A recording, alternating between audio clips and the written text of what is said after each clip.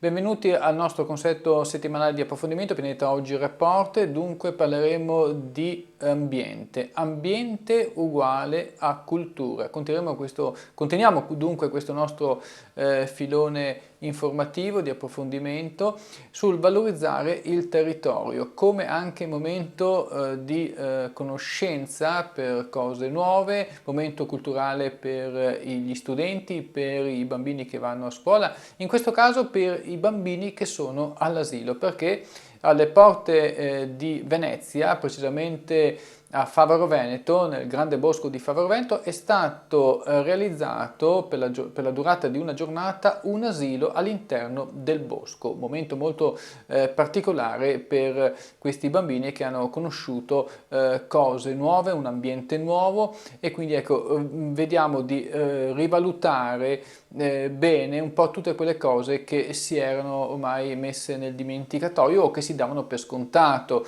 Molto spesso che vediamo che questi ragazzini devono fare 100 sport, sarebbe invece giusto concentrarsi un attimo nel farli imparare delle cose innanzitutto all'aria aperta, delle cose culturali e soprattutto tanto svago, che a quell'età ne hanno veramente bisogno. Verrà poi il momento che ci saranno altre problematiche. Intanto vediamo questi nostri servizi, noi ci vediamo subito dopo.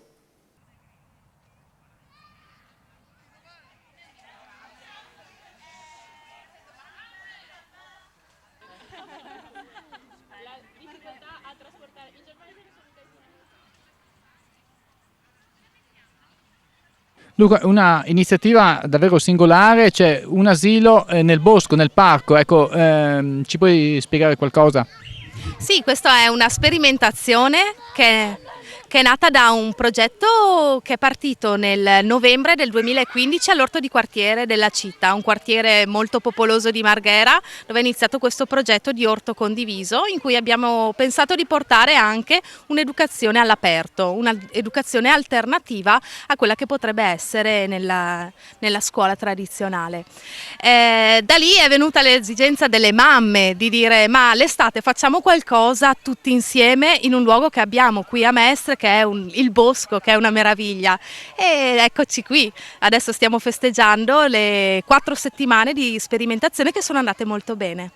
Ecco, naturalmente qui ecco, c'è anche una tranquillità perché i bambini sono al sicuro, non vanno nel pericolo, non ci sono situazioni di questo tipo. Esatto, è proprio così. Sì, c'è proprio una metodologia che si chiama pedagogia del bosco, in cui il bambino impara dall'esperienza a sperimentarsi negli spazi aperti, negli spazi naturali, impara ad autogestirsi anche il proprio tempo, supportato dagli educatori che sono ovviamente formati. Ecco, il sito della vostra associazione, per dare così un riferimento anche a chi ci segue e chi ci ascolta anche. Ok, allora Chi ci guarda e chi ci ascolta. Allora, chi ci guarda ci può cercare su Facebook, noi siamo lì con la pagina dell'associazione che è Ago e Filò, mentre c'è una pagina dedicata proprio al progetto degli Smeraldini del Bosco, così si chiama questa sperimentazione di outdoor education, e appunto gli Smeraldini del Bosco. Dunque, oltre alla tua associazione ci sono anche delle altre che hanno organizzato questo, che comunque sono, diciamo, in sinergia. Ecco, qui infatti vicino a te vedo un'altra persona, ecco, tu ti chiami? Buongiorno, sono Alicia Zanardo di Associazione Retusa. La nostra associazione ha fatto varie esperienze di outdoor education e condivide pienamente questa filosofia. Siamo state contattate dalla presidente di Ago e Filò e dalle altre famiglie coinvolte in questo progetto per realizzare appunto questo progetto Asilo nel Bosco e potergli dare una continuità anche nel prossimo anno d'inverno con le stagioni a venire. Ecco, quindi una cosa che potrebbe essere da esempio anche per altre realtà in altre zone d'Italia. Assolutamente sì, per fortuna è da un po' di anni che inizia a parlarsene anche in Italia, quando ad esempio il modello nord europeo è da molti anni che è entrato all'interno della scuola pubblica, inizia a parlarsene anche in Italia, ce ne sono varie in giro per il centro Italia soprattutto, e per il primo anno abbiamo la prima elementare statale a Olbia, ad Olbia. Ecco, la cittadinanza come vede queste iniziative? Per adesso devo dire con molta curiosità e voglia anche di essere coinvolti in questo progetto che gli permette di vivere in maniera diversa la città. Ecco, il vostro sito internet? www.associazionearetusa.com e molto più attiva la nostra pagina Facebook Associazione Aretusa. Quindi, da come sento, vanno per la maggiore i social network. Siamo all'avanguardia, i social network vanno meglio dei siti, assolutamente, sono più guardati, più seguiti. Grazie e buon lavoro a entrambe. E la ringrazio. Allora, ecco, un momento anche culturale che il territorio offre a questi bambini. Beh, certamente diciamo che è stato l'incontro di persone che ha favorito tutto questo, perché più o meno un anno fa mi sono incontrata con Chiara, così parlando e scambiando anche le varie esperienze. Lei aveva i suoi figli che ovviamente stanno molto bene anche all'aperto. Io venivo da un'esperienza anche di educatrice in un asilo nel bosco in Germania, un Waldkindergarten. Questo già da un po' di anni e diciamo ci siamo dette perché non sperimentare questa cosa anche su un territorio dove c'è un bosco vicino ai centri abitati, quindi non è un bosco lontano da raggiungere, ma un bosco che tutte le persone possono usare ed è un bene comune che va usato anche in questo senso, quindi riportare anche su un piano educativo una riflessione di come usare gli ambienti, quindi non come un uso a compartimenti stagni, quindi non so, c'è la parte naturale, vado lì, ma integrare proprio anche delle scelte di vita con appunto un accompagnamento dei bambini anche al conoscere la natura fin da piccolissimi e poi arrivare a rispettarla ovviamente attraverso la conoscenza. Quindi. Sì, tu mi hai nominato la Germania, qui in questi territori, ad esempio anche qui nel nord-est, vediamo che sorgono ipermercati in tutte le, o quasi tutte le zone verdi. Ecco, dovremmo invece valutare di più il territorio, proprio motivo culturale anche per i nostri figli, insomma. Ecco, allora io... Soprattutto anche valorizzare delle cose che già sono presenti, che sono appunto state curate nel corso degli anni e che molti ancora qua non conoscono, quindi è veramente un invito a conoscere sempre di più questi luoghi. Ecco, tu Francesca mi hai nominato la Germania, ecco, queste iniziative all'estero sono più sviluppate? Vedo dei cenni molto... Ecco, molto... In generale, sì, molto più sviluppate e più radicate nella società. C'è una società che è più pronta e culturalmente è una cosa normale, non è una cosa di nicchia. Sì, l'asilo nel bosco è un'opportunità tra le varie opportunità scolastiche. Ecco, Francesca che è stata in Germania, ecco, ci puoi magari dire meglio come sono sviluppati lì?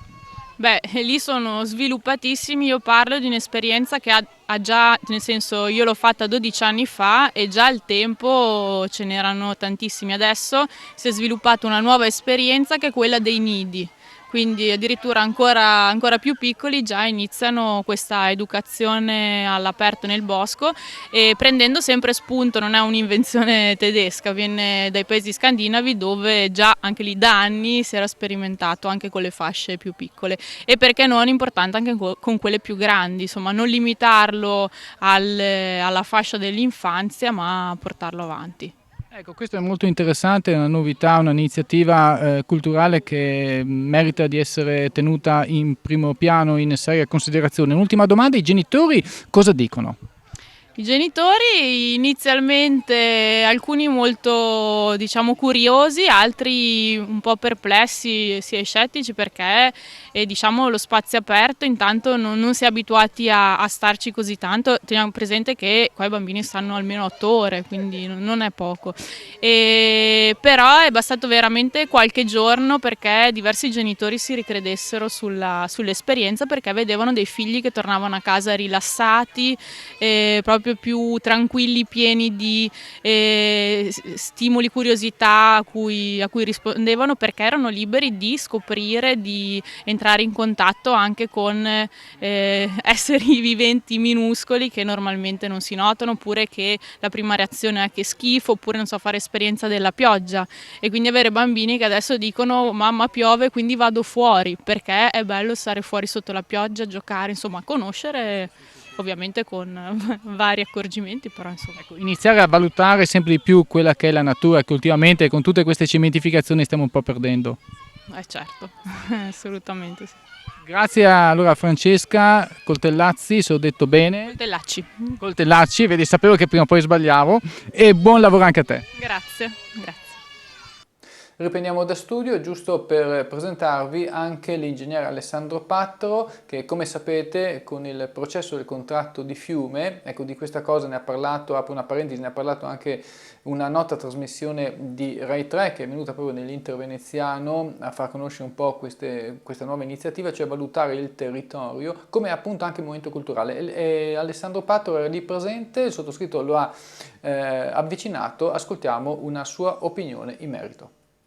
Io sono molto contento di questa iniziativa qui, che a questo punto può diventare una sperimentazione importante per la fruizione di un bene collettivo, che è quello di un bosco che appartiene a tutta la comunità. Naturalmente Aretusa e Ago e Filò hanno voluto fare attraverso questa esperienza del bosco, dell'asilo nel bosco, ecco, svolgere un'attività diciamo, pedagogica, quindi una pedagogia diciamo, del bosco, ecco, un outdoor educational che io poi diciamo, di motu proprio, diciamo, di mio ecco, motu meu, ecco, ho anche declinato come asilo nel bosco e lungo i fiumi, perché ritengo che attività come queste ecco, siano del tutto inseribili, ecco, non solo compatibili, ma importanti da valorizzare all'interno di un processo decisionale pubblico come quello dei contratti di fiume, che servono, uno,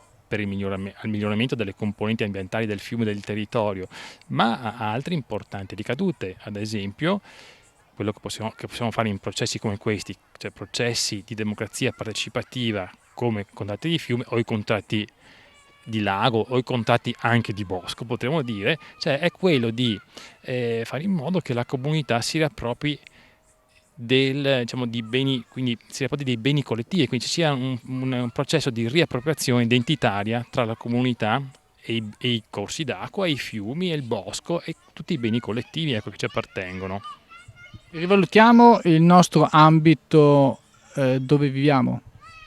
Sì, sicuramente così noi portando la comunità lungo i fiumi ne diamo anche più valore e riusciamo anche a svolgere un'attività che è anche di tutela, perché più sono le persone che naturalmente praticano i beni collettivi, maggiore è anche la sorveglianza e quindi il presidio che noi possiamo esercitare nei confronti dei beni. Riprendiamo da studio, termina qui il nostro approfondimento di oggi, settimanale Pianeta Oggi Reporter. Io ringrazio naturalmente tutti coloro che ci hanno rilasciato queste, diciamo così, queste spiegazioni. Anche questo è un altro esempio che si potrebbe tranquillamente esportare in altre regioni d'Italia. Noi ci vediamo come sempre e ci sentiamo, per coloro che ci ascoltano anche dalla rete in FM Stereo, la prossima settimana sempre agli stessi orari. A presto!